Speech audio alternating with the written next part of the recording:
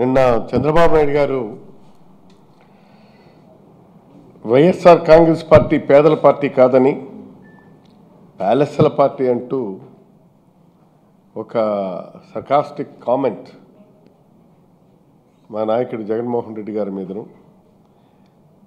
6 కోట్ల ప్రజానీకం ఈనాడు ఏకగ్రీవంగా యునానిమస్గా ప్రజల నాయకుడిగా పేదల ఆరాధ్య దైవంగా భావిస్తున్నటువంటి యువనేతను ఈనాడు వారి చుట్టూ ఉన్నటువంటి తొట్టి గ్యాంగు చెంబు గ్యాంగులు ఇష్టం వచ్చినట్టుగా మాట్లాడారు. నేను అడుగుతున్నాను, ఆయన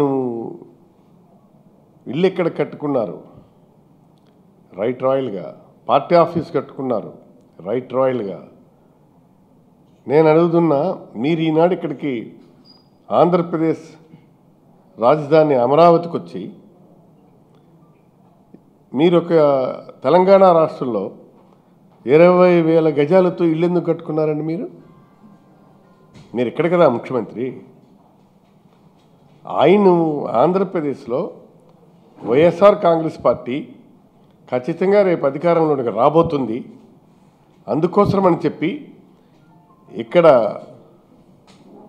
ఖచ్చితంగా రూలింగ్ గవర్నమెంట్గా రేపు రాబోతున్నటువంటి జగన్మోహన్ రెడ్డి గారు ముందుగా ఆయన ఇల్లు కట్టుకున్నారు, పార్టీ ఆఫీస్ కట్టుకున్నారు, ప్రజలకు ఒక స్పష్టమైనటువంటి బలమైన సంకేతాలు పంపారు. అమరావతిలో రేపు రాజధానిలో ముఖ్యమంత్రిగా ప్రమాణ స్వీకారం చేయబోతున్నారు.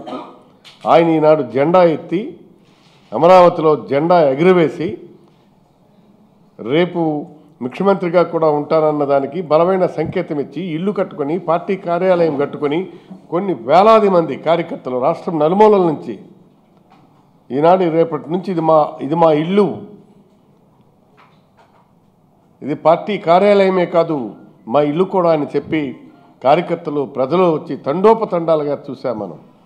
కానీ మీరు మీ హైదరాబాద్లో 20,000 చదరపు గజాలతో నిర్మించిన మీ ఇంటికి మీ మంత్రివర్గంలో ఒక మంత్రిని మీరు ఇన్వైట్ చేశారా?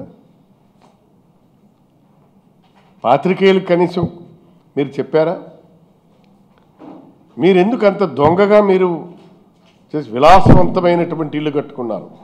మీరు సింగపూర్ నుంచి దుబాయ్ నుంచి ఇష్టం వచ్చినట్టుగా మీ తాలూకా ఇంటీరియల్స్, మీ ఇంటి నిర్మాణానికి కావలసినటువంటి అన్నింటినీ కూడా మీరు తెప్పించుకొని విలాసవంతమైనటువంటి భవనాలు కట్టుకొని మీరు ఈనాడు ఎదుటి మనిషిపై బురద జల్లుతారా? ఇదేం సంస్కారం అయ్యా నీది? రైట్, నీకు నిజంగా మనసుంటే, నీకంత గొప్ప మనసే ఉంటే నిన్న ఆయన ఇక్కడ దిగినందుకు నువ్వు వెల్కమ్ చెప్పాలా, స్వాగతించాలి, మీరు ఇవాళ శుభాకాంక్షలు తెలియచేయాలి. అఫ్కోర్స్ నీకంత బ్రాడర్ విశాలమైనటువంటి దృక్పథం కానీ మనసు కానీ నీకు లేదు. అలా లేనప్పుడు కనీసం మస్ట్ బి కీప్ క్వైట్. అంతేగాని ఇలాంటి కామెంట్లు ఏంటండి?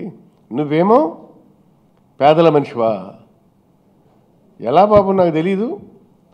నిన్న రైట్స్ జరిగాయి సంజా రియల్టర్స్ అండ్ ప్రైవేట్ లిమిటెడ్ మీదను, అలాగే సంజా హాస్పిటల్ ప్రైవేట్ లిమిటెడ్ వాటిపై ఐటీ రైట్స్ చేస్తే మీకు తీగలాగితే డొంకంతా కదిలినట్టు మేడం భువనేశ్వరి పేరు అలాగే మన లోకేష్ పేర్లు కూడా బయటకు వస్తున్నాయి.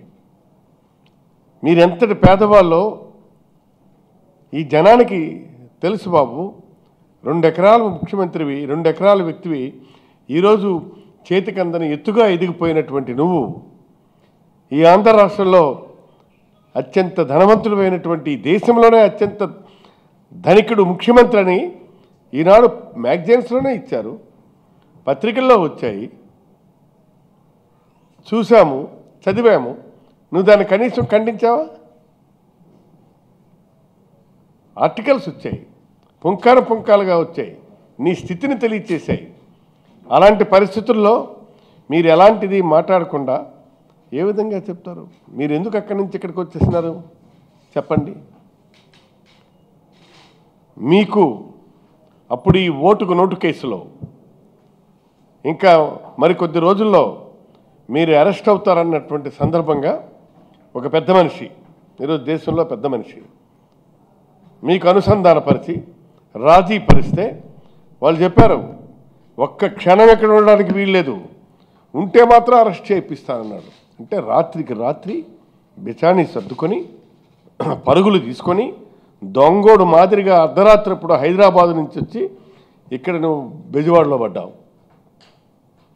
ఈవేళ ప్యాలెస్ ఆ ఇల్లుంది లింగమనేనిది, అది దురాక్రమణ, అది ఇట్ ఈజ్ ఎంక్రోచ్మెంట్ చేయబడినటువంటి స్థలంలో ఇల్లు కట్టారు. దాని మీద ఇప్పుడు ఉన్నటువంటి ప్రస్తుతం ఈ కేబినెట్ మంత్రి ఉమా దేవినేని ఉమా పెద్ద ఎత్తున ఆరోపణలు చేసి పెద్ద ఎత్తున యుద్ధమే ప్రకటించాడు. ఇప్పుడు మీరెళ్ళి అందులో కూర్చున్నారు. దురాక్రమణ అనేటువంటిది క్రిమినల్ కదా, అది 420 చీటింగ్. మీరు దురాక్రమణ చేసుకుంటున్న ఇంటిలో ఒక ముఖ్యమంత్రిగా ఎలాగండి? మీరు రాజ్యాంగానికి కట్టుబడి ఉన్నటువంటి పోస్ట్ అది, ఒక ముఖ్యమంత్రిగా మీరు ఎలా ఉంటారు? అందులో అన్నీ రెగ్యులరైజ్ చేశారా? ఏం మీ క్యాబినెట్ కొలీగ్ ఉమన్ నేను అడుగుతున్నాను, నేను ఉమామహేశ్వరరావుని, ఏమయ్యా ఉమామహేశ్వరరావు, ఒకప్పుడు నువ్వు బీరాలు పలికావు, తొడగొట్టావు లింగమనేని మీద, వీధిలోని కేకలేసావు, ఏమైంది ఇప్పుడు చెప్పండి. ఆ ఇంటిలో వెళ్ళి కూర్చొని దురాక్రమణదారులకి ఒక పెద్ద సంకేతం పెట్టావు. నేనే దురాక్రమణ చేసిన ఇంట్లో ఉన్నానబ్బా, మీకు చేతి దొరికినట్టుగా, అందినట్టుగా, దక్కినట్టుగా కానివ్వండి, మీకు నేను ఉన్నాను కదా అన్న మెసేజ్ పంపించారు మీరు ఈవేళ ముఖ్యమంత్రిగా. ఇది కరెక్టా? మీరు ఇవన్నీ చేసి చివరికి మీరు ఏమంటారు? మీరు ప్యాలెస్ల పార్టీ అంటారా మీరు? ఓకే, ఇవాళ మీరు ఇవన్నీ చేసిన దాన్ని ఏమనాలి? అందుకే చంద్రబాబు నాయుడు గారు మీ కింద నల్ల మచ్చొద్ది గురువింద గింజల దేశం అందరికీ మీరు మాట్లాడతారేంటి? ఈ వీడియో గనుక మీకు నచ్చినట్లయితే లైక్ చేయండి, షేర్ చేయండి. మరిన్ని వీడియోస్ కోసం మా ఛానల్ను సబ్స్క్రైబ్ చేయండి.